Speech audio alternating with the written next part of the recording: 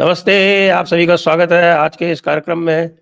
और आज के कार्यक्रम में घर वापसी हो रही है धीरेन्द्र पुंडीर जी की। जी हाँ, धीरेन्द्र जी की वापसी, ये आज की हेडलाइन है। धीरेन्द्र पुंडीर जी बहुत दिनों से जयपुर डायलॉग्स पर ऑनलाइन नहीं आ रहे थे। यद्यपि एनुअल समिट में तो आए थे, लेकिन आज वो ऑनलाइन भी आ रहे हैं। तो साफ स्वागत कर रहा हूँ मैं धीरेन्द्र जी का। और आप सभी को याद दिला रहा हूँ कि आप लोग कृपया सब्सक्राइब कर लें, जिन्होंने सब्सक्राइब नहीं किया अभी तक। वीडियो को लाइक अवश्य कर लें और शेयर भी करें। और याद आपको ये भी दिला रहा हूँ कि हमारा आपड़ा मर्चेंडाइज स्टोर है, उस पर जाएं। उस पर वैसे हमने तो नीचे डिस्क्रिप्शन में ही जो मेन प्रोडक्ट्स आजकल चल रहे हैं, ये जो विंटर क्लोथिंग है, जैसे मैं पहने हुआ हूँ, जिसको आप देख रहे हैं, ये इस पर ओम लिखा हुआ है, आपको दिख जाएगा, ये देखिए ओम। तो इस तरह के जो प्रोडक्ट्स हैं वो ठीक नीचे दिए हुए हैं, आप उन पे क्लिक करेंगे डायरेक्ट पहुंच जाएंगे और उनको आप क्रय कर सकते हैं। तो अब धीरेन्द्र जी का स्वागत करता हूँ। धीरेन्द्र जी, स्वागत है एक बार पुनः जयपुर डायलॉग्स पर। आपको, तमाम जयपुर डायलॉग के दर्शकों को, जिनको मैं भी लगातार मिस करता हूं, और वो लोग ट्विटर हैंडल पर जाकर पूछ रहे थे कि आप क्यों नहीं पहुंच रहे हैं अलग जगह जहां भी मैं जाता था। लेकिन संजय जी जानते हैं और आप सभी लोग भी जानते हैं, पेशागत मजबूरी है, लेकिन कहीं ना कहीं जयपुर डायलॉग एक ऐसा जहाँ, मतलब मैं और जयपुर डायलॉग लगभग एक ही है हम लोग, उसमें कोई अलग नहीं है। तो इसीलिए आज जैसे ही सबसे पहला मौका, तो सबसे पहले यही मैं दिखाई दे रहा हूँ। जी संजय जी। तो धीरेन्द्र जी, आप तो संभल के बिल्कुल बगल में, मुजफ्फरपुर थोड़ी ही दूर है संभल से, मुजफ्फरनगर। जी जी। और आज संभल में कल के अवतार की बड़ी चर्चा चल रही है कि आप कल के अवतार जो है वो निश्चित रूप से हो जाएगा, क्योंकि एक किसी भी अवतार के पहले के जो चिन्ह होते हैं, जो प्रतीक होते हैं, वे वहाँ प्रकट होना आरंभ हो गए हैं, चमत्कार होने आरंभ हो गए हैं। तो ये जो चमत्कार अब आरंभ हो रहे हैं, तो इसके लिए मुझे लगता है हमें तो भाईजान लोगों को ही सबसे अधिक श्रेय देना चाहिए कि उन्होंने इस प्रकार का बवाल किया कि फिर ये प्रतीक और चिन्ह जो हैं, वो प्रकट होने का जो मार्ग है वह प्रशस्त हुआ। और वैसे ये पहले भी बहुत बड़े बवाल कर चुके हैं। 1978 का बड़ा दंगा हुआ था, जिसके बारे में लोग बात नहीं करते। आपको तो उसका पूरा ध्यान है। आप क्या सोचते हैं? देखिए, मैं अभी हम लोग यही कह रहे हैं कि किस तरह से कानून का, कम से कम आप जो धर्म या हम कहें धर्म के, या तमाम कल के अवतार की बात करें, तो ये कानूनी प्रक्रिया तो आपको साफ दिख रही है कि 78 के दंगे, चूंकि बहुत सारे लोग, मैं भी हालांकि उस समय 7-8 साल का ही था, 7 साल के करीब था, लेकिन उसके बाद भी उस दंगे ने किस तरह तक उस यूपी के हिस्से में, इस हिस्से में, वेस्टर्न यूपी के हिस्से में नरेटिव्स में वो दंगा हमेशा रहा। ये अलग चीज है कि लोगों ने उसको भुला दिया और बहुत सारे दंगे भुला दिए। आपको याद होगा कि 44 साल बाद मुरादाबाद 1980 दंगों की रिपोर्ट इस सरकार ने सदन में पेश की, जो जस्टिस सक्सेना का जो आयोग बनाया गया था। आप ये सोचिए कि इतने साल तक वो इंतजार करती रही रिपोर्ट। तो ये तो दंगे की कहानी है, उस दंगे की, जिसमें संभल को मैं सुन रहा था, जिसमें कई सारे लोगों ने बहुत अलग अलग जगह पर बहुत ही खूबसूरत बातचीत कहने की कोशिश की कि आप भाईचारा क्यों बिगाड़ रहे हैं, आप तमाम चीजें क्यों बिगाड़ रहे हैं। आप एक झूठ की दरी को सारे उसके ऊपर बिछाकर सच साबित नहीं कर सकते। कूड़े पर जब आप दरी डालते हो, तो कूड़े को दरी मिलती है, यानी एक और प्रोडक्ट उसको मिल गया, वो धीरे धीरे उसको भी खाता है। तो उसी तरह से 1947 से लेके, और 1947 नहीं, आप इसको जोड़िए, ये 1930 के सारे समय कम से कम संभल, चूंकि तब ये पार्ट हुआ करता था मुरादाबाद का, संभल बाद में डिस्ट्रिक्ट बना, 80 में भी डिस्ट्रिक्ट नहीं था, तो उस समय भी 78 में भी डिस्ट्रिक्ट नहीं था, उस समय मुरादाबाद का एक सब डिवीजन वो था। आप ये सोचिए कि उस वक्त ये दंगा इतना बड़ा था कि इसको तमाम उस समय कवर किया गया, लगभग 1 से 2 महीने तक कर्फ्यू चला और लोगों ने पलायन किया। इस दंगे की जो सब, इस बात की जो आपने सबसे बड़ी बात कही कि ये जो बड़ी चीज होने जा रही है, वो बड़ी चीज, इससे कई चीजें हुई हैं जो आगे आकर भारतीय आगे मानस ही नहीं, सिर्फ कई चीजों को आपको दिखा रही है। सबसे पहला आपको क्या दिख रहा है कि एक एक कोर्ट ऑर्डर देती है और ये नहीं है कि हरिहर मंदिर को लेके कोई ये नई चीज हो, ये उनकी किताबों में जो जो इस्लामिक हिस्टोरियंस कहा गया, जो आए इन्वेडर्स के साथ और उस समय उन्होंने जो मेंशनिंग की, उन मेंशनिंग उस वक्त तो ये किया गया था कि ये कभी खत्म नहीं होगा, क्योंकि वो मिस्र का उदाहरण लेके आए थे, वो यहाँ पर्सिया का उदाहरण लेके आए थे, वो यहाँ अफगानिस्तान को खत्म करते हुए चले आए, रास्ते में सीरिया और मेसोपोटामिया जितने भी कंट्रीज थे, तो उनको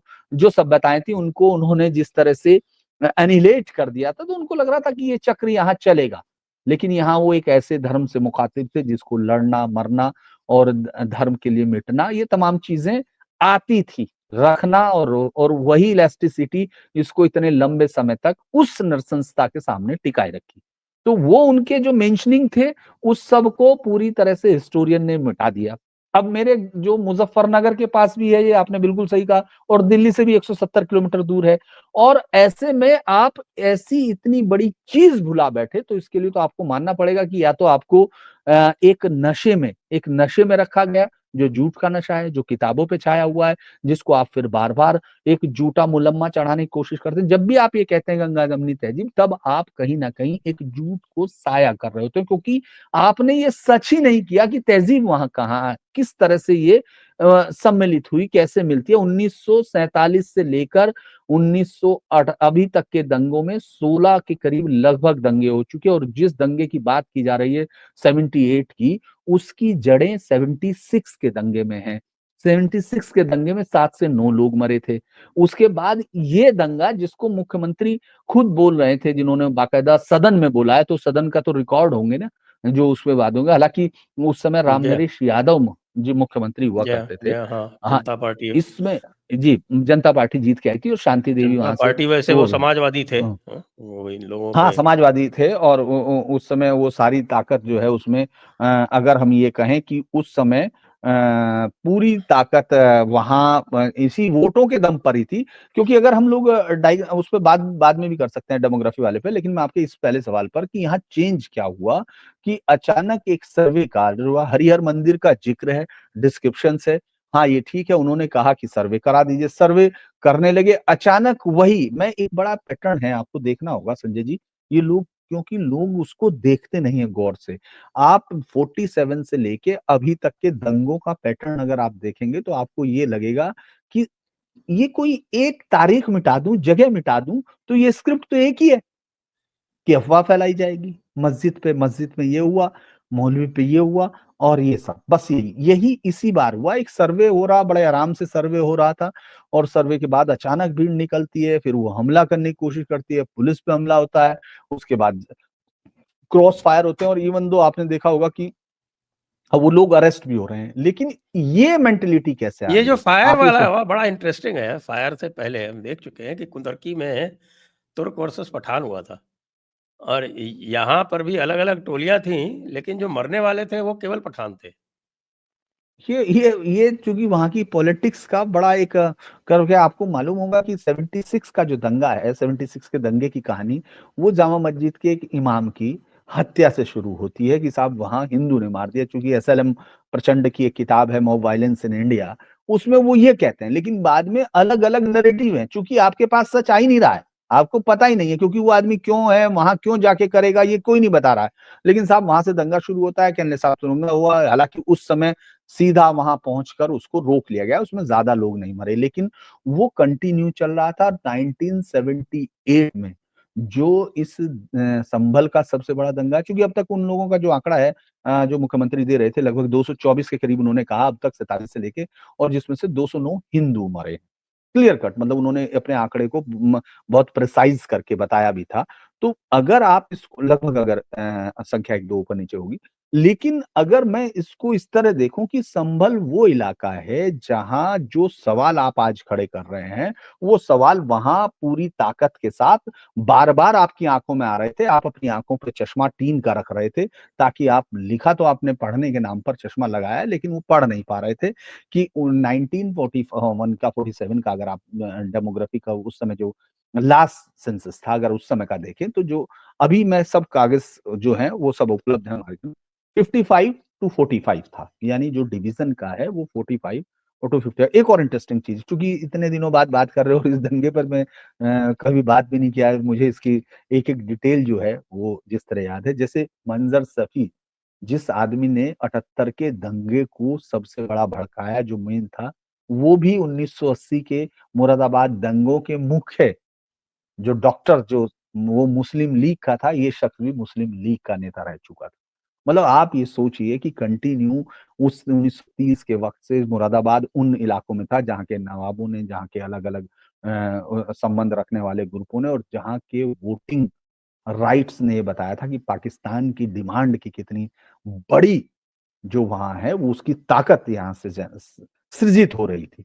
लेकिन उस सृजना के बाद भी वो तमाम लोग, जो मुस्लिम लीग की लीडरशिप थी, वो देश के बाहर नहीं गई। उसने यहाँ एक नया नैरेटिव गढ़ना शुरू किया, और ये मंजर सफी या 1980 के दंगे का वो डॉक्टर था, ये लोग राजनीति के लिए ये उस टैक्टिक्स का इस्तेमाल करते रहे, जिसको 47 में आजमा चुके थे। ये बड़ी हैरानी की बात है। क्या आप कहें तो मैं दंगे की थोड़ा डिटेल बता सकूं, 78 का दंगा बिल्कुल, कैसे बिल्कुल, शुरू? क्यों नहीं, बिल्कुल, वो जी वही जी। तो जानना तो आवश्यक है कि हाँ, किस तो तरह से दंगा हुआ, क्या होता है 1978 का, और दंगों हाँ की तो क्या दंगों की मैं जो पूरी केमिस्ट्री होती है, वो क्या होती है, इससे स्पष्ट होती है।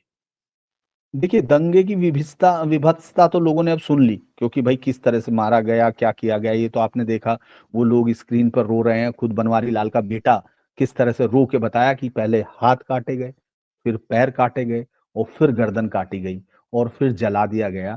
तो ये चश्मदीद के बयानों के साथ था, क्योंकि वो जो शख्स हरद्वारी लाल था, जो उनके यहाँ काम करता था, हरदारी लाल शर्मा, वो एक ड्रम के अंदर था, ड्रम के अंदर छिप गया। तो वहां से वो देख रहा था कि किस तरह से भीड़ ने निकाल के, उस समय माना जाता है कि कोई 12 कहता है उस अकाउंट को, क्योंकि मैं इसलिए अकाउंट के नंबर को इसलिए मैं स्पेसिफाई नहीं कर रहा हूँ कि अलग से अलग लोग अलग दे रहे हैं। और इस दंगे की जांच बंद कर दी गई थी 2010 में, 1993 में, चूंकि जो इनके परिवार से, बनवारी लाल के जो उनके चाचा थे उनके पास, वो इसकी पैरवी कर रहे थे, क्योंकि परिवार को तो भागना पड़ा, परिवार को आपको भागना पड़ा वहां से।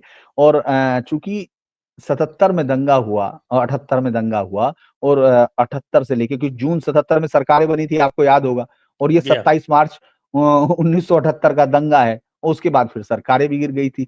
तो वो राजनीति में तो कुछ फायदा उनको उसमें जो मिलना था, हुआ ये था। अच्छा, मरने वालों में इन्होंने 209 213 लोगों की मौत हुई, 16 सांप्रदायिक दंगे थे, जो डाटा उनका था उसमें था। और दंगों की हिस्ट्री देखें तो एक की मौत 47 में हुई थी, 48 में 6, यानी दंगे और खतरनाक होते जा रहे थे। मरने वालों में, जिनमें 213 में से 209 हिंदू और 4 मुस्लिम शामिल है। 1978 में दंगा हुआ, ये रिपोर्ट्स बोलती है, मैं अभी इसको वेरीफाई नहीं करूंगा, लेकिन ये रिपोर्ट्स है, जिसमें 184 लोग मरे थे। और उसके बाद फिर 80 का दंगा है, एक की मौत हुई, 82 में, 86 में, 92 में, 95 में और 219 में संभल में दंगे हुए, और उसमें कई लोग मारे गए। 19 का दंगा तो कोई इस तरह का दंगा नहीं था कि जिसको वो कहें। लेकिन अब दंगा के कारण मैं आपको बताऊंगा, पहले मैं वो पढ़ दूं जो उस समय कहा गया। ये हुँ, 29 मार्च 78 का है। उस समय का वो जो बोलता है घोष की किताब में, और उसमें शर्मा का दिया गया वो है, 1978 की बुक है, 59 पेज पे है, घोष की भी ये है।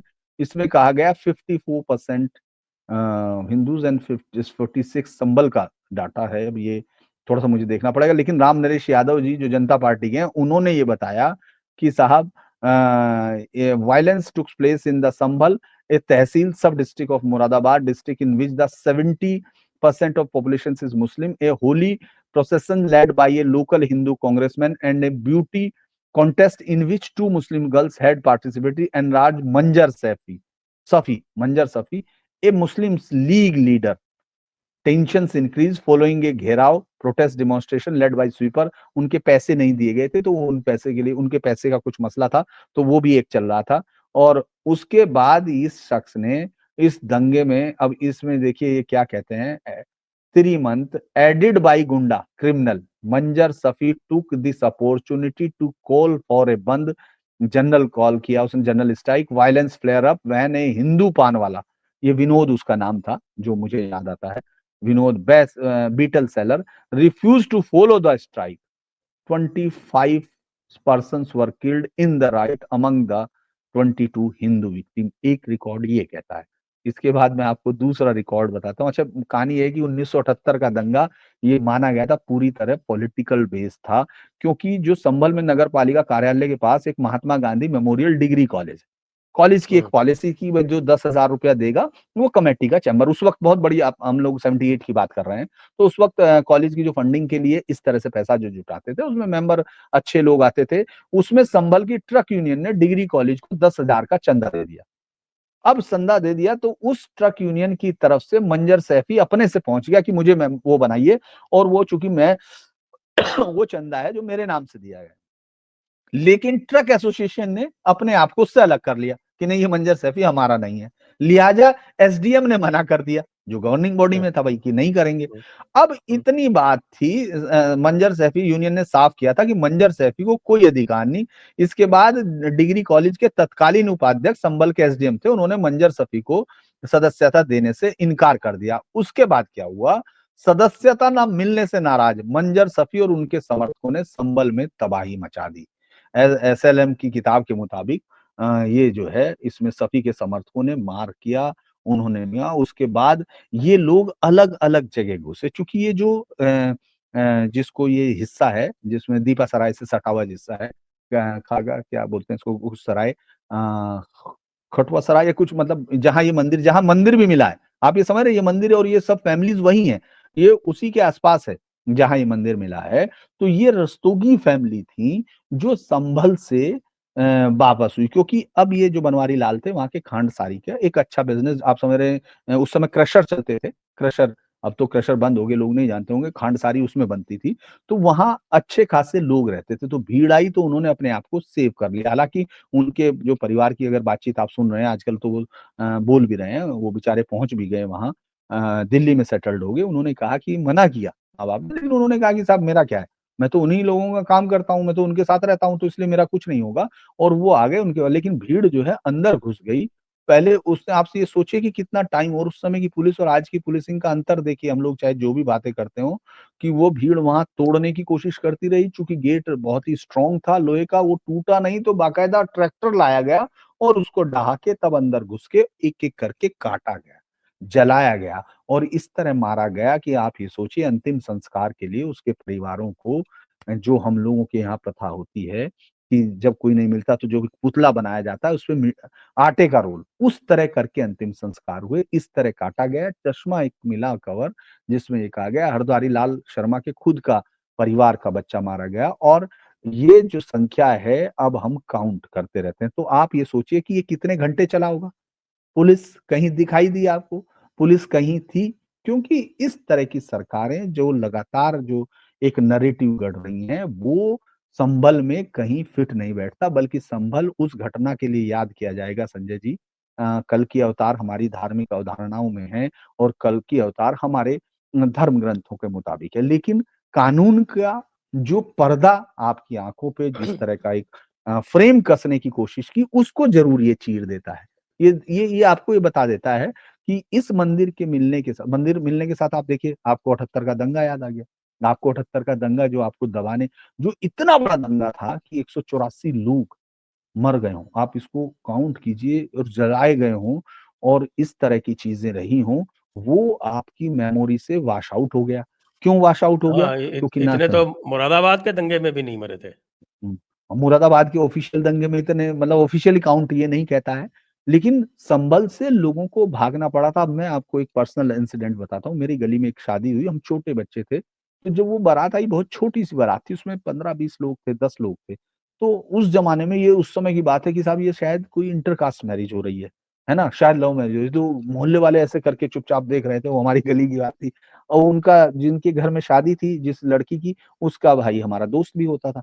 फिर बाद में, हम सब छोटे बच्चे थे, हम लोगों ने उसको पकड़ा, बाद में, कि भई ये क्या हुआ, ये क्या हुआ? तो उसने बताया कि मेरे जीआई संभल के हैं, और रस्तोगी थे वो लोग, और उन्होंने जो है, उनका परिवार वहाँ से वो कर गया था दंगों में, उनका सब कुछ जला दिया था। ये धंधा क्या करते थे? उन्होंने कहा ये वहीं काम करते थे, बिज़नेस था, और वो सब जला दिया था। तो अब ये यहीं रहते हैं, तो इनके पास ज़्यादा लोग नहीं हैं, वहाँ के लोग नहीं आए हैं, क्योंकि सब अलग-अलग जगह बिखर गए, इसलिए वो शादी हुई। ये मैं आपको पब्लिक मेमोरी की बात कर रहा हूँ, जब हम लोग, ये इस दंगे के बाद मुझे वो घटना याद आई थी, इस के बाद मैंने कहा यार वो बचपन की घटना तो हमारी, चूँकि मुज़फ्फरनगर, मेरठ, सहारनपुर और आपका देवबंद और ये मुरादाबाद, ये तो सब वो प्रॉन ज़ोन है ना जिन्होंने उन सारी हकीकतों को देखा है। कोई भी कहता रहे, हमने बाद में खुद ही अपने आँखों देखी को हमने आँखों से मिटा दिया। ये दंगा, आप ये सोचिए कि इसकी कोई रिपोर्ट आपके पास नहीं है, आपको मालूम नहीं इसमें सज़ा हुई होगी क्या? कोर्ट 2010 में इसको बंद कर रही है क्योंकि गवाह नहीं है। जिंदा जलाए गए लोगों के लिए अब कानून की बड़ी मौकरी क्या हो सकती है जो ये कहानी तो समझाता है कि फला जगह ये हो गया तो आप उनको बुलाइए, सुप्रीम कोर्ट में बैठे हुए जजों को लगता है कि नहीं है, याद होगा आपको कि ये सो मोटो खोल लो, 50 केस खोल लो, लेकिन 184 लोग जल के मर गए और आपकी कानून की आपको कभी इस तरह का कोई सिस्टम इजाद नहीं हुआ कि कोई केस 10 साल पुराना, 30 साल पुराना लोअर कोर्ट में पड़ा है तो कम से कम उसकी नोटिंग ही आ जाए। आजकल आपने अपने फाइलों में, आप लोगों ने तो खैर आप भी बहुत ही प्रयोगधर्मी आईएएस रहे हैं। आप लोगों ने तो ये तक कर रखा कि एक फाइल अगर 1 महीने तक कहीं पड़ी है तो उसकी वो आनी चाहिए। ये तो आप 44-46 साल से आपकी 46 साल तक दंगे की कहानी नहीं है। उसका कोई आरोपी नहीं है। यानी 184 लोग मरे नहीं, वो गायब हो गए। उन्होंने खुद से मिट्टी का तेल छिड़का, उन्होंने खुद अपने हाथ काटे और उन्होंने खुद मिलके इस तरह मर गए कि वो अपने परिवार वालों का ना मरे और उनके परिवार वाले इस खुशी में चले गए कि उनके परिवार वाले स्वर्ग चले गए सीधा। ये कैसे हो? इससे बड़ा मौकरी क्या होगी?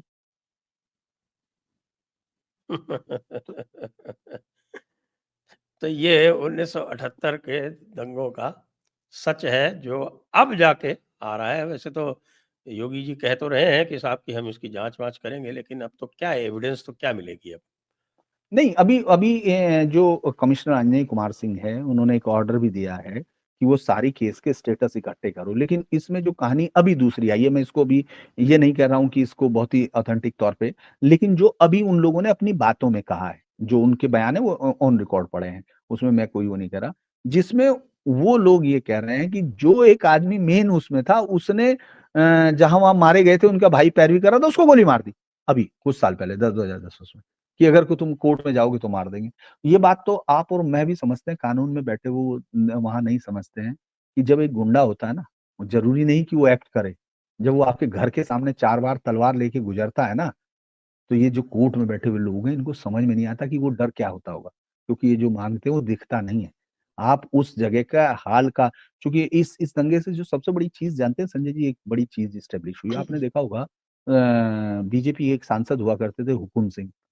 कैराना हाँ, से हाँ, जीत के आए हाँ, थे, है ना? तो कैराना उन्होंने से। हुँ। 2016 में, चूँकि 2016 में उन्होंने एक फैमिलीज़ की डिटेल दी, 346 या कुछ इतनी फैमिलीज़ थी, जो माइग्रेट कर गई। तो उस वक़्त के बाद एक राजनीति इतना ज़बरदस्त, मैंने भी पूछा, मतलब मैं पर्सनली क्योंकि व्यक्तिगत तौर पे पत्रकारिता के अलावा भी मैं उनको जानता था, तो कई बार अक्सर उनके पास बैठता था।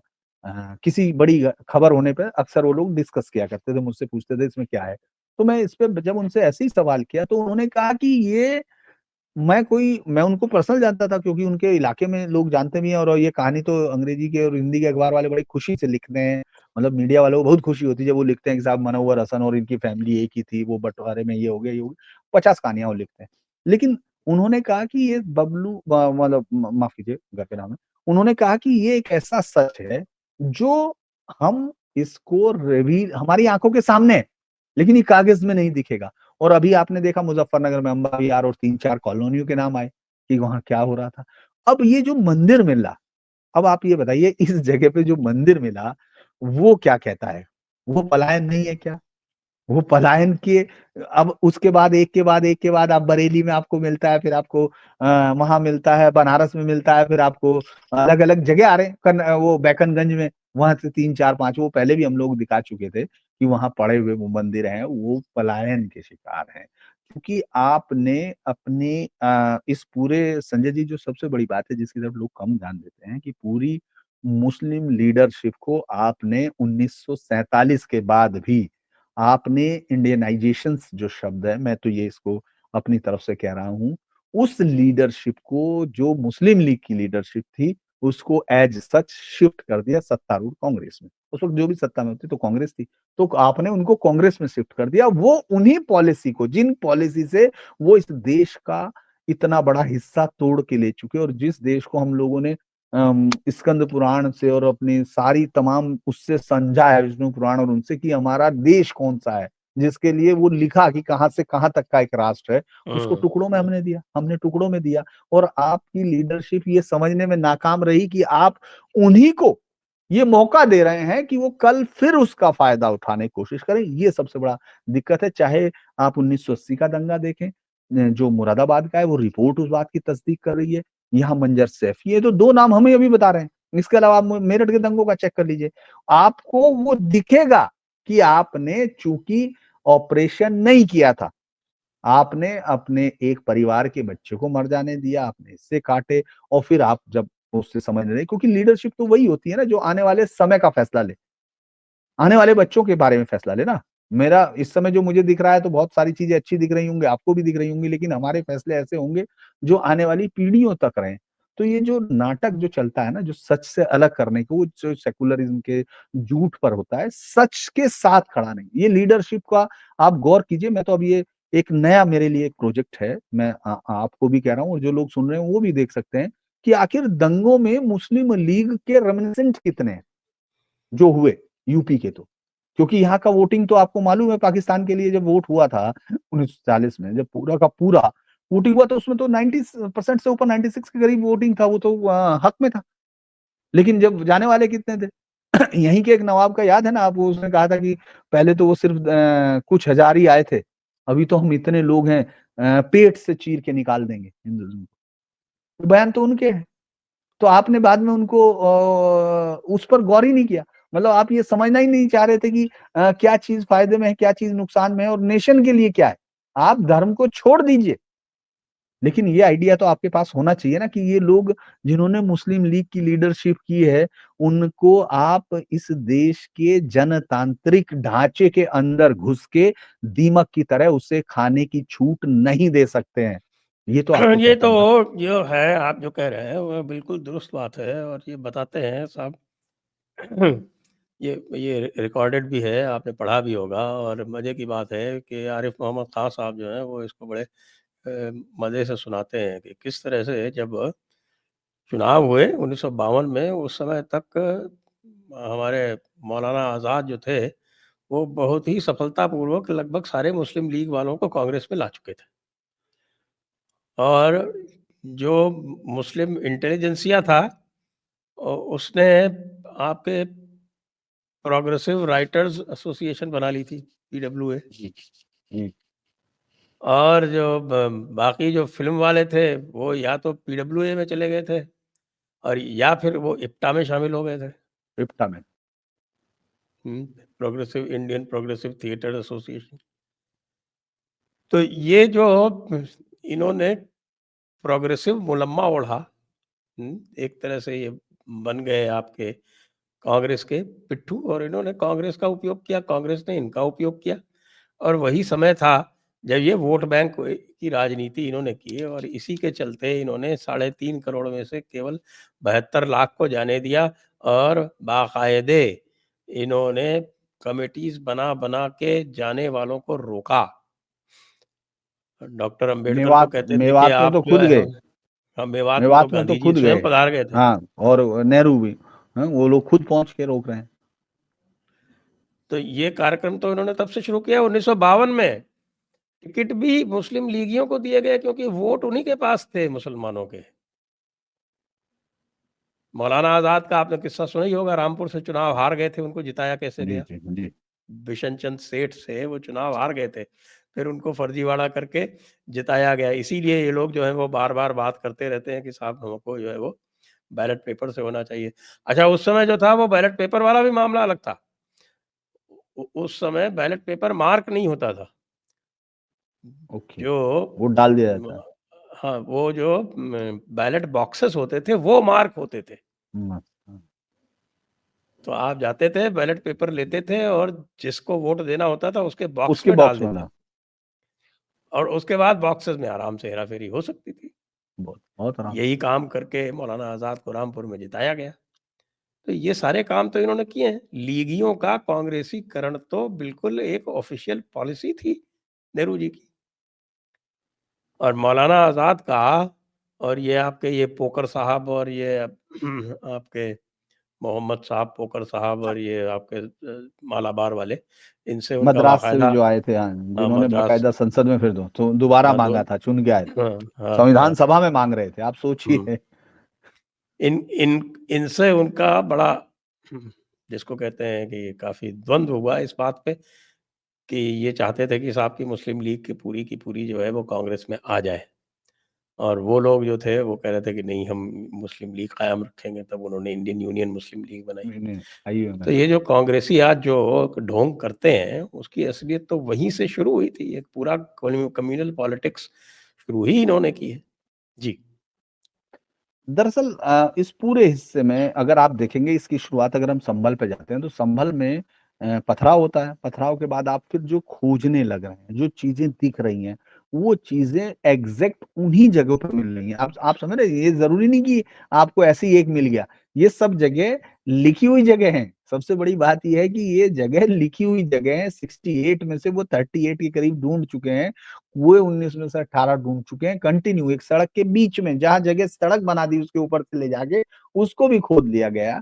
तो ये सब चीज़ें ये इशारा कर रही हैं कि आप जो है एक लंबे समय तक अभी भी आप हालाँकि आप देखेंगे इस पॉलिसीज़ का नुकसान तो कंटिन्यू होता जा रहा है, और क्योंकि चाहे आप कितना भी स्वस्थ शरीर ले आइए, अगर आप उसमें कोई कोई चीज़ डाल देंगे, कोई चीज़ बैक्टीरिया अगर आ जाएगा, तो वो बहुत लंबे समय तक टिकेगी नहीं। अगर आप आँखें बंद करके आपको लगता है मैं आज ये बंद कर दूँगा, कल नहीं होगा, मॉब वायलेंस अगर यूपी जैसे राज्य में रुक सकती है, ये बहुत बड़ा वो है जिन लोगों ने ये मान लिया था, क्योंकि इससे पहले के दंगों में कभी भी किसी को सजा नहीं होती थी नॉर्मली, क्योंकि भीड़ ने आया, भीड़ ने दंगा किया, भीड़ चली गई, भीड़ का क्या कर सकते हैं हम?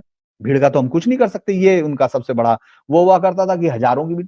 अभी एक-एक लोगों ने जिन्होंने पत्थर मारे हैं, जिन्होंने पत्थर फेंके हैं, उनके फेस रिकॉग्नाइज़ किए गए, अभी तक 47 से लगभग शायद 50 से 60 तक पहुँच चुके हैं, और उन सबको पकड़ा जा रहा है, कंटिन्यू पकड़ा जा रहा है। तो अब आप ये तो कह नहीं सकते कि आप नहीं पकड़ रहे हैं, क्योंकि जब तक अब ये होगा तो आगे नहीं होगा। अगर आप ये उनके लिए भी है। दरअसल इन्होंने दिक्कतें खड़ा की, इस कम्युनल पॉलिटिक्स ने एक बड़ी दिक्कत ये खड़ी कर दी कि अगर कोई रेशनल वॉइस भी खड़ी होना चाहती थी, पैरेलल वॉइस भी खड़ी होना चाहती थी, और इस बात को आप खुद जानते हैं, बहुत अच्छे से इसलिए जानते हैं कि जब आप वहाँ जाते हैं, चित्तौड़गढ़ में उन जहाँ समाधियों का पूरा एक वो बना हुआ है, और वहाँ उनके हकीम का सूर के पास उस समाधि पर कितने लोग ज़्यादा जाते हैं ज़रा देखिए, पता चल जाएगा आपको। मैं तो खुद जाके देख चुका हूँ, वहाँ कौन पूछता है। अगर आप एक पैरेलल नैरेटिव खड़ा भी करना चाहते या होना चाहता था, आपने उसको क्रश किया, क्योंकि इन लोगों को आपने मौका दिया, तो सब लोगों को, कॉमन आदमी को भी ये लगता चला गया कि इनके पीछे खड़े होने का फ़ायदा है, उसके पीछे नहीं, जो नेशन की बात कर रहा। ये जो खतरे की बात कर रहा है, ये ज़्यादा सही है। इससे आपने पूरा कंप्लीट ये उस समय की लीडरशिप की, जैसे मैं आपको एक बार बताया था कि किस तरह धर्मवीर भारती जब 1972 में बांग्लादेश का वो 1971 में बांग्लादेश का युद्ध कवर कर रहे थे, तो वहाँ मैंने जब हम लोग चर्चा भी कर रहे थे, तो मैंने कहा था कि हम लोगों के इंटेलिजेंसिया से ये पहचानने में भूल हुई कि बांग्लादेश एक बहुत ही गंदा उदाहरण बनेगा। हम लोग ये मानने से इनकार कर रहे थे क्योंकि हम आँखें बंद करने की कोशिश कर रहे हैं। 1971 में ये तय था। क्योंकि वो जो लोग लड़ रहे थे, वो सीधे तौर पे फ़ोटो उसमें मैं उस घटना आपको याद है, या कहिए तो मैं बता दूँ अगर आप कहें तो, वो जो दर्शकों के लिए, कि हाँ, 1971 बिल्कुल, में बिल्कुल। बांग्लादेश 1971 में चूँकि उनको वार रिपोर्टिंग की है धर्मवीर भारती जी ने, बहुत कम लोगों के पास है वो किताब, वहम क्षेत्र धर्म क्षेत्र में जो उनका युद्धक क्षेत्र में एक वर्णन है, कि जब वो मुक्ति वाहिनी के लोगों को कवर कर रहे हैं, तो उनमें एक बुजुर्ग है, जो उसका इंचार्ज बनाया हुआ है, तो बड़ी खुशी से बात कर रहा है, और वो उसी तरह मैं भी ऐसी रिपोर्टिंग करता जैसे, क्योंकि एक स्टाइल होता है कि भाई ये बुजुर्ग फला जगह कुछ दिन पहले तक ये ऐसे चला रहा था, ये इतना सीधा था, इसको कुछ मालूम नहीं था। ऐसे ही जैसे हम लोग लिखते हैं, तो वो और अचानक जो है, जब इस तरह पाकिस्तान के उन हत्यारों ने ये सब करना शुरू किया, रेप करने शुरू किए, इसके परिवार के साथ ये हुआ, और उसके बाद ये मुक्ति वाहिनी में अब देश के लिए लड़ रहा है, ये लड़ रहा है, इसके साथ इतने लड़ाके, वहाँ बहुत सारी कहानी। तो वो बड़ी उसकी तारीफ़ करते हैं वो धर्मवीर भारती की, ये इतना अच्छा ये सब है। जब वो सुबह चलने लगते हैं, तो उसका फ़ोटो खींचने लगता है उनका फ़ोटोग्राफ़र। तो वो मना कर देता है कि नहीं, मेरा फ़ोटो मत खींचो। वो जोड़ देता है कि नहीं, हमारे लिए तो हम रिपोर्टिंग कर रहे हैं, वो कैमरामैन ही मतलब धर्मवीर भारती उस पर नहीं बोलते, लेकिन वो कहते हैं कि नहीं, नहीं, नहीं, मेरा बूढ़े का फ़ोटो खींच के क्या कीजिए? तो उनका एकदम साथ में खड़ा हुआ लड़का उसको समझाता है कि नहीं, तुम फ़ोटो नहीं खींच सकते, क्योंकि इनका फोटो खींचना, ये मौलवी है, ये इमाम है, और इस्लाम में फोटो खींचना हराम है। आप उस समय आपकी लीडरशिप ये समझने में सोच रही नहीं रही थी कि एक कट्टरपंथी से निकाल के दूसरे के हाथ में सेक रहे हो, जिसमें 1906 में जहां वो बना, 1940 में डायरेक्ट एक्शन डे हुआ, नोआ खली हुआ, और आपको लग रहा कि रातों रात वो आपके लिए हो गए। 1946 में डायरेक्ट एक्शन डे। नहीं, 1940 का डायरेक्ट एक्शन डे है। मैं कह रहा हूँ 1906 में वो बनी थी मुस्लिम लीग, मैं कह रहा हूँ 1906 में मुस्लिम लीग मुस्लिम लीग ढाका। वहीं बनी ना। हाँ, मैं आपको ये बताने की कोशिश करा कि उसकी एक पूरी हिस्ट्री है, वो कंटिन्यू है।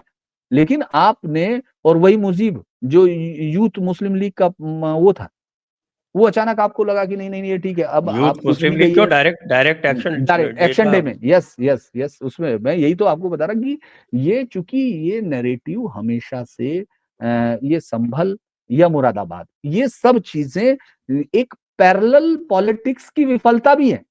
ये सिर्फ यही नहीं है, मैं ये बार बार बता रहा हूं कि ये कोशिश थी कि अगर कोई ये लोग इंडियनाइजेशन, मैंने कहा कि कल्चर कल्चर रीजन में है, कल्चर वहां खड़ी होती है। आप आज भी अगर ईरान को सब लोग इस तरह देख रहे हैं और सऊदी अरब से लड़ाई है, तो उनके पास कल्चर की लड़ाई ज्यादा है। उस कल्चर में उन्होंने उसको अडेप्ट कर लिया, जो एक मेन लाइन थी उससे अलग हटके अपनी कल्चर के साथ खड़े होने की कोशिश की, इसलिए वो दिखता है। लेकिन आपके यहाँ तो नहीं दिख रहा, आप तो लगातार वही कर रहे हैं। मतलब यहां से आज जो है सऊदी अरब के लोगों को इस्लाम सिखाया जा रहा है। आप सोचिए, हिंदुस्तान के मौलाना सिखा रहे हैं, तर्जुमे से तर्जुमे से कुरान शरीफ नहीं पढ़ पा रहे, और वो उनको सिखा रहे हैं। क्योंकि आपने एक नैरेटिव को बिल्ड किया, और इसमें सत्तारूढ़ पार्टी का बहुत बड़ा योगदान था। उसने सेचुरेशन की पॉलिटिक्स की। अगर 47 के बाद के दंगों की जांच होती, उसके बाद होने वाले हर एक दंगे की जांच होती, और सरकारों ने या कमीशंस ने इन हत्याओं के, इन सब के हाथ खून के है, उनके उनके हाथों पे इसका खून है, इन दंगों का, जिन लोगों ने जांच की, जिन लोगों ने किया। अरे भाई, आप उस अधिकारी से पूछिए ना, वो तो रिटायर भी हो गया, सारी जनता के पैसे लेके बच्चों को बाहर सेट कर चुका, सब चीजें कर चुका होगा। और ये लोग जो जल गए थे, जिनकी जिम्मेदारी वो थी, उसका नाम भी आप नहीं जानते। उसमें बड़ा एक इंटरेस्टिंग है, हालांकि मैं उसको इसलिए वेरीफाई नहीं करूंगा, लेकिन ये आरोप उन्होंने लगाया, जिनके जो उनका बेटा है बनवारी लाल जी का, जिनको मारा गया था, जो फिर फैमिली दिल्ली शिफ्ट हुई।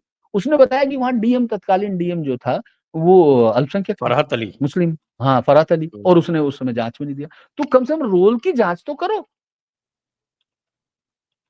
कुछ तो करा जाना चाहिए था, ताकि आगे रुक सके। क्यों नहीं रुके? लगातार मेरठ हुआ, फिर उसके बाद मेरठ हो गया, क्योंकि आप लगातार कोशिश ये कर रहे हैं कि वोट बैंक बना रहे। वोट बैंक तभी बन सकता है जब दूसरी तरफ जाति पे प्रेशर देते रहो कि नहीं, ये फला जाति का है, ये फला जाति का है, और दूसरी जो इस्लामिक आइडिया के साथ इकट्ठा, उनको एक साथ बताओ। ये कंटिन्यू चल रहा है। संभल तो एक उदाहरण है कि कैसे आप हो। आप अब सोचिए कि देखिए रिपोर्टिंग भी कैसे होती है, इसको भी गौर करने की जरूरत है, क्योंकि वो लोग जो, जिनको ये मालूम नहीं कि वो कर क्या रहे हैं कवर, उनको वो जाके कह रहे हैं कि एएसआई का बोर्ड लगा हुआ है, उसमें बोर्ड लगा हुआ है किला पृथ्वीराज चौहान का जो है, लेकिन वो कह रहे हैं इसको ढूंढ लिया गया, इसको पा लिया गया। अबे मूर्ख को अब उसको पाने की। इसको थोड़ा सा इस आज के चर्चा को जी जी अ, थोड़ा सा इसको जो चेंज करेंगे सर। कि ये जो संभल एक केंद्र बिंदु बना है, और ये केंद्र बिंदु एक जागृति का परिचायक है। और ये जागृति हम देख रहे हैं कई समय से आ रही है, बल्कि जो मोदी का जो चुनाव हुआ, जो मोदी को प्रधानमंत्री चुना भारत के लोगों ने, वो उस जागृति की का आरंभ था। लोगों को मोदी से बहुत आशाएं थी, लेकिन पूरी तरह से तो खरे नहीं उतरे। हालांकि मोदी के आने से ये लाभ अवश्य हुआ कि लोग जो है वो खुल के जो चर्चा बात चर्चा है, चर्चा जो करनी। चर्चा, खुली चर्चा आरंभ हो गई। तो जब खुली चर्चा आरंभ हो जाती है, तो फिर वो जो प्रक्रिया है वो फिर रोक ही नहीं जा सकती। फिर वो यदि आज आज मोदी भी चाहे इसको रिवर्स करना, तो नहीं कर सकते। भागवत भी नहीं कर भागवत भी नहीं कर सकते। सकते। और आ, आगे जो भी आएगा वो मोदी से एक कदम आगे बढ़ के चलने वाला ही आ पाएगा। अ, उस प्रक्रिया को वापस पलटने वाला नहीं आ पाएगा, ऐसा स्पष्ट दिखता है। तो क्या अब ये संभल जो है, ये प्रतीक बनेगा एक नई राजनीति का या उसी राजनीति के अगले शिखर का? देखिए, मुझे लगता है कि संभल से बहुत सारी चीज़ें साफ़ हुई, जो मैंने आपको कहा कि एक तो जो भी आप झूठ सेक्युलर एक जो अजीब से प्राणी हैं, जिनको ये लगता है कि प्रथा तो पिछड़ापन है, उसी किताब में लिखते हैं, फिर बुर्का आधुनिकपन है। आप ही अभी तक आप एक्सपोज़ नहीं हो रहे थे। संभल उस राजनीति का या उसका एक प्रतीक चिन्ह ज़रूर बन गया कि जो आपने लिखा, जो आपकी किताबों में लिखा है, वो एक्जिस्ट करता है। आप र भगवान राम को भले ही वो जाके दे आएँ कि साहब वो एक काल्पनिक कैरेक्टर हैं, आपकी सरकार तैयार हो जाए या फिर डेविड देने पहुँच जाए। लेकिन आम जनता तो जानती है, कल बारिश हो रही थी तो मेरे मुँह से अचानक निकला कि राम जी बरस रहे हैं। सुबह उठा मैं 5 बजे, 4 बजे, हमने आज तो राम जी बरस रहे हैं। चूँकि ये अंदर तक सदियों से ट्रैवल करता हुआ सफ़र है ना, ये तो अंदर इनबिल्ट है। आप संभल उस राजनीति की तरफ जा रहा है, जो अक्सर आपसे बात भी होती थी। जब मैं आपसे बात भी कई बार हमने कहा कि मोदी को बीजेपी के अंदर भी वही रिप्लेस करेगा जो इससे ज्यादा हार्डन्ड होगा, क्योंकि एक फेज है, फेज आगे की तरफ जा रहा है, क्योंकि आप जिनको ढकने की कोशिश कर रहे थे, संभल में अगर 78 का दंगा अब सामने आ सकता है, उसके विक्टिम सामने आ सकते हैं, 76 के दंगे की कहानी उभर के आ रही है, तो वो सारी चीजें निकल के आ रही हैं। आपका एक जो विमर्श है वो दोबारा से बदलेगा, वो बदलेगा इसलिए बदलेगा क्योंकि वो जो कूप है, जो 68 कुंभ है, वो आपने नहीं लिखे ना, वो तो पहले से लिखे हुए थे, आपने उनको झुटलाने का काम किया। उनका एस्टेब्लिशमेंट होना उन आदमियों को ताकत देगा जो ये कह रहे हैं कि तुष्टीकरण और ये सारी चीजें देश को खत्म कर रही हैं, एक कल्चर को खत्म कर रही हैं। क्या होगा कि अगर हम भी मुस्लिम हो जाएं जैसे कहने वाले लोग थे, उनको ये सवाल है, क्योंकि उनके लिए कल्चर कुछ भी नहीं, उनके लिए हजारों साल की यात्रा कुछ भी नहीं, उनके लिए लाइक्स और सब्सक्राइबेशन या इसका पैसा बहुत बड़ी चीज है आज, क्योंकि उनके पास आ रहा है।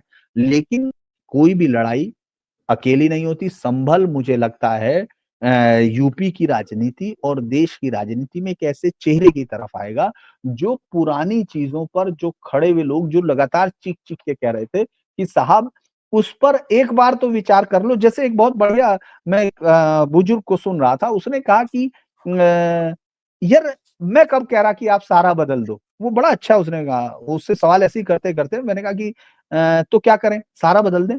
तो उसने कहा कि मैं कब कह रहा हूँ, पहले तो तुम ये तो मानो कि हाँ ये है, पहले इस पे लिख तो दो, ये तोड़ के बनाया, कुछ तो असर्शन करो। अगर तुम ये करोगे तो मैं ये कह सकूंगा कि देखो वक्त बदला, ये सब चीजें बदली है, कभी हमारे साथ थे, ये सब चीजें थी, मुझे मानो तो।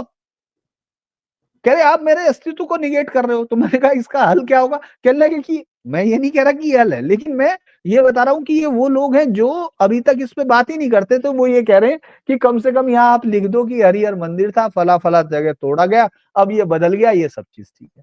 आप इसको एडमिट करो। आप इसको डिलीट कर रहे हो, डिलीट कर रहे हो तो मैं तो सवाल खड़ा करूँगा, मैं तो लड़ूँगा।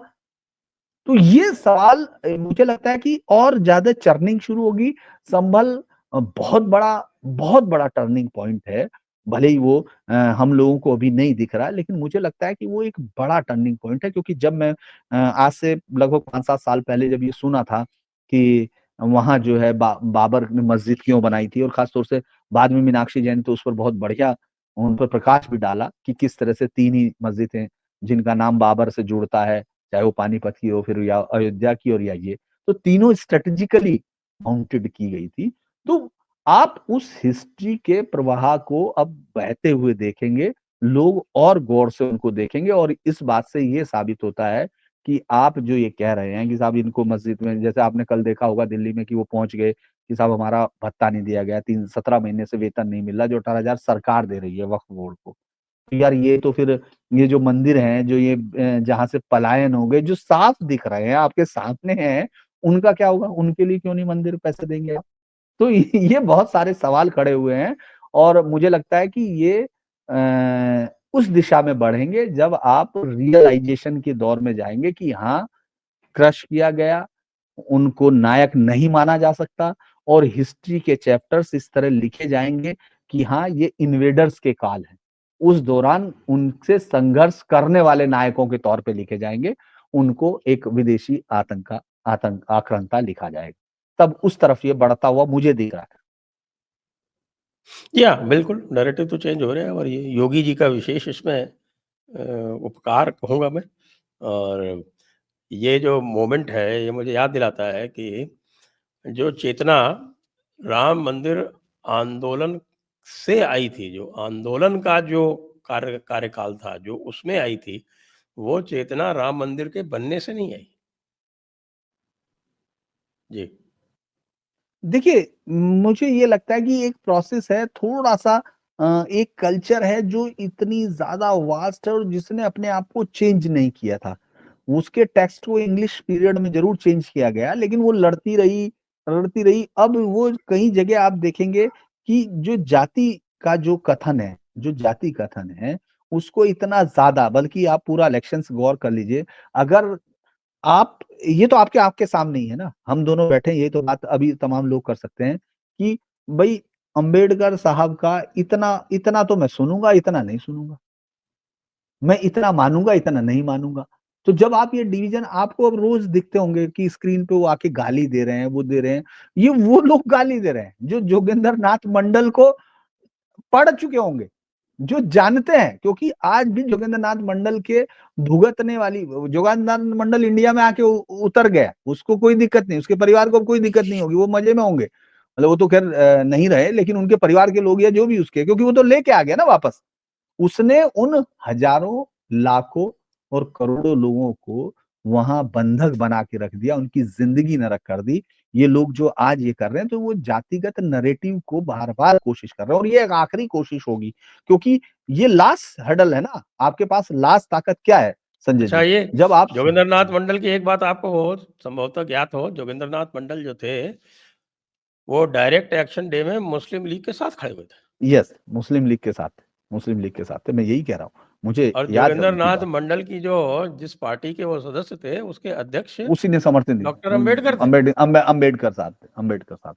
जी, बिल्कुल सही है, ये यही। तथ्य कोई नहीं बोलता है, क्योंकि आजकल आप डॉक्टर अंबेडकर के, वो सिर्फ डॉक्टर अंबेडकर का भी हम यही करते हैं कि भाई जो अच्छी-अच्छी बातें हैं उनको लेते हैं और जो उनका जो खराब पक्ष है उसको छोड़ देते हैं। यही हमेशा से सनातन की प्रकृति रही है कि अच्छा-अच्छा ये सब बस जगह से, यही, हाँ, जिसको कहते हैं ना, आनो भद्राः कृतवो जन्तु विश्वतः। हाँ, कृत्य तो क्रमवंतु। अच्छी-अच्छी बातें हम सब जगह से ले लेते हैं।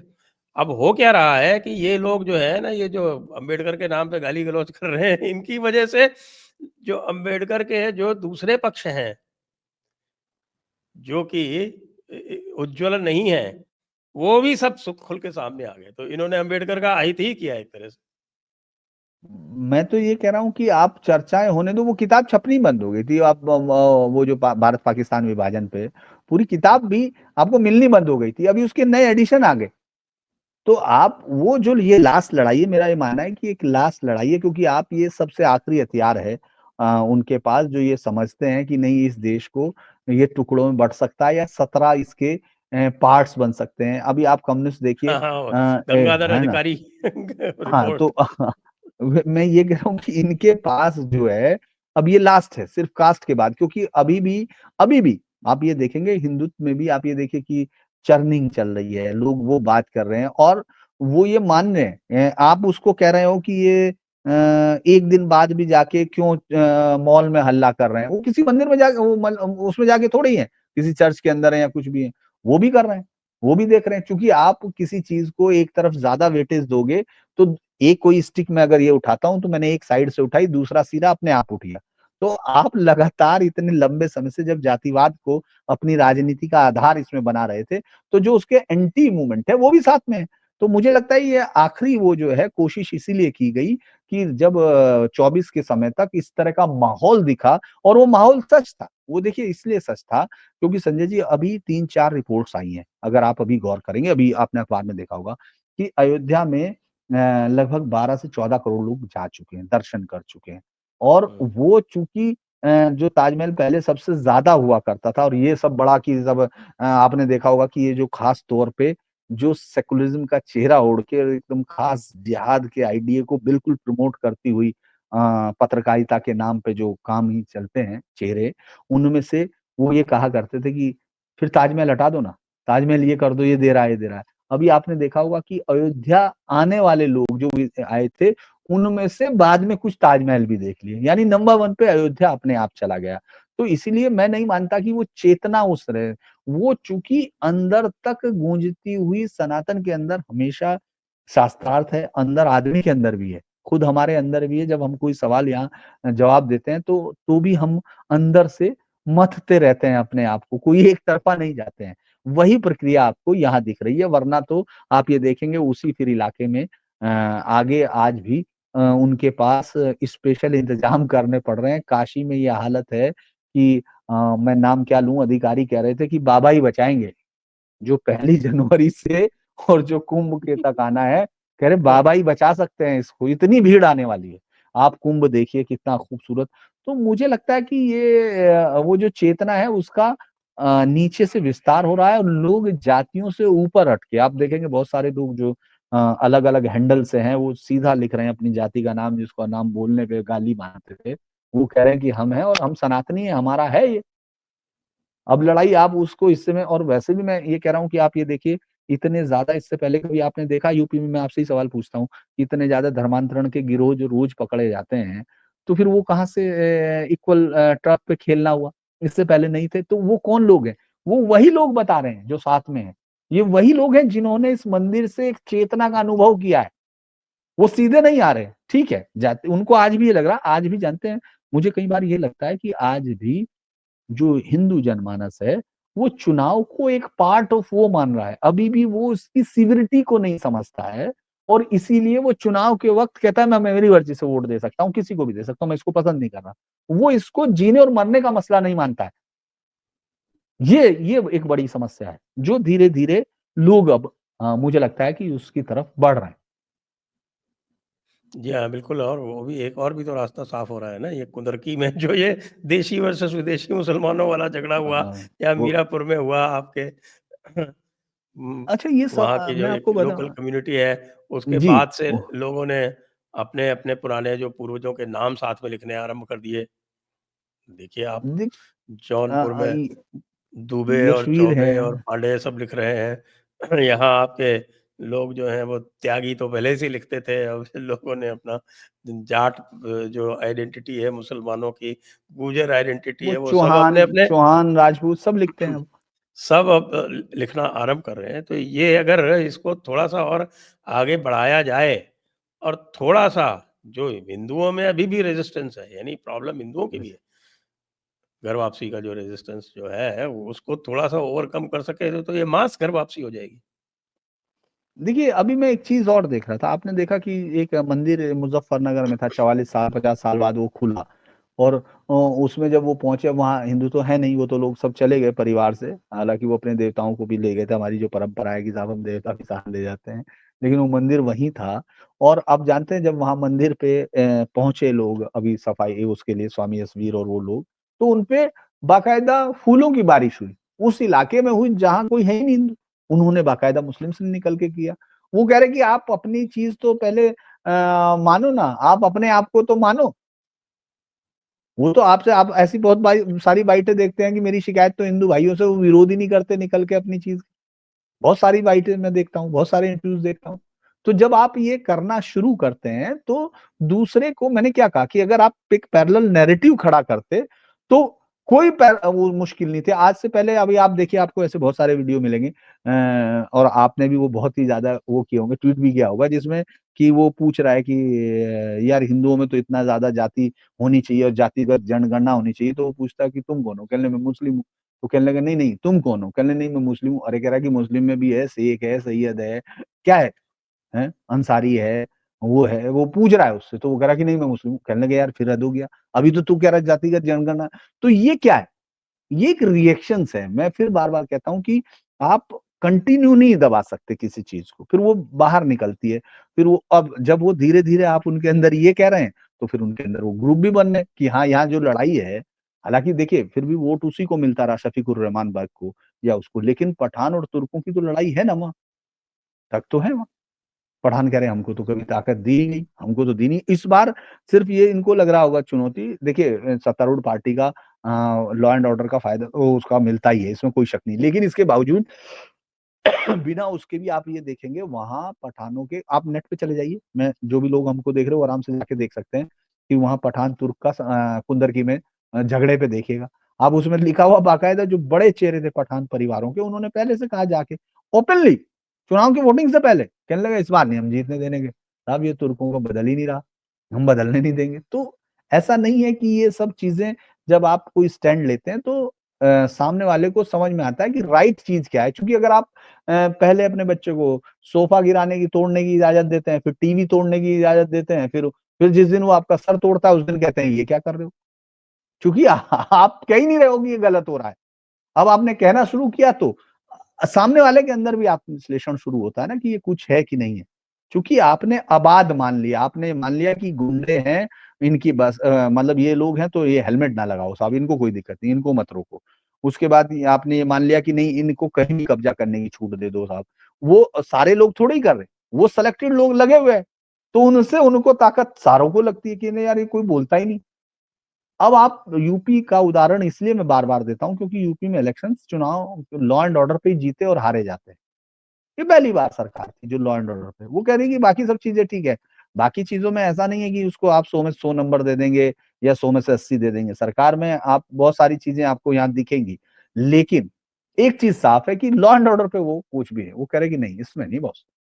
ये भीड़ बनाने की इजाज़त नहीं दी जाएगी क्योंकि आप सोचो वहाँ जहाँ अभी मस्जिद के सर्वे पे हल्ला हो रहा था, वहाँ से सामने ही तो ये कुआँ है, जो खोदा जा रहा। उससे आगे ही तो वो मंदिर मिला। कुछ नहीं हुआ। कुछ हुआ? नहीं हुआ। क्योंकि सरकार उनको मालूम है कि सरकार की ये दृढ़ इच्छा शक्ति है कि ये है तो निकाल के लेंगे। तो आप जी। उसको विल को दिखाइए, रास्ता मिल जाएगा। तो आइए, बड़ी अच्छी चर्चा रही। आज की इस चर्चा को अब यहीं पर समाप्त करते हैं और मुझे लगता है कि अब जो संभल जो रास्ता दिखा रहा है, जो रास्ता संभल होके जा रहा है, वो अब कल की अवतार तक पहुँचे बिना रुकेगा नहीं। और इसके संकेत को जो नहीं समझ रहे हैं, वो निश्चित रूप से अप्रासंगिक हो जाएँगे। मोहन भागवत जी को इसका संज्ञान लेना चाहिए। जय हिंद, जय भारत, वंदे मातरम। जय हिंद। वंदे मातरम।